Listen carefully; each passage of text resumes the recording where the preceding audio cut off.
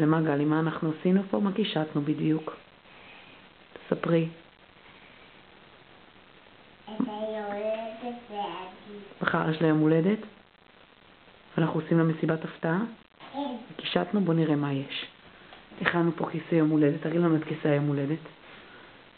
ומה של כיסא היום? הכנו כתר, ויש כאן את הקישוט המיוחד שגל צבעה, הדביקה וגזרה. מה עוד יש לנו?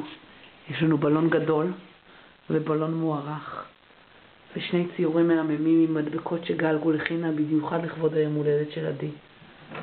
ובלונים שגל ניפחה עם סבא מיקי מאוס. מלא מלא בלונים. והמתנה, שאנחנו לא יכולים לגלות מה כי זאת הפתעה. וזאת הנסיכה שעזרה להכין את מסיבת היום הולדת. ומחר נחגוג לעדידוס שלנו מסיבת יום הולדת שנה. אוי, את רוצה שנלך לראות מה קנינו לה עוד להפתעה? בוא נלך למטבח לראות במקרר. בואי רוצי תראי לנו מה יש במקרר. תפתחי. בוא נראה מה יש במקרר. יופי. בואי, אני חושבת שזה כאן. ונראה ביחד מה קנינו לה.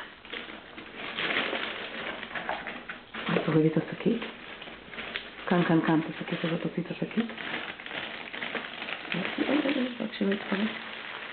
רגע, יופי, בזהירות. בזהירות. אני אפתח. קנינו לה. עוגת לב. כי אנחנו מה? אוהבים אותה, אבל שזו הפתעה. בוא נזכור מהר. זאת הפתעה. את רוצה להגיד לה מזל טוב? תגידי מזל טוב, גלי. מזל טוב.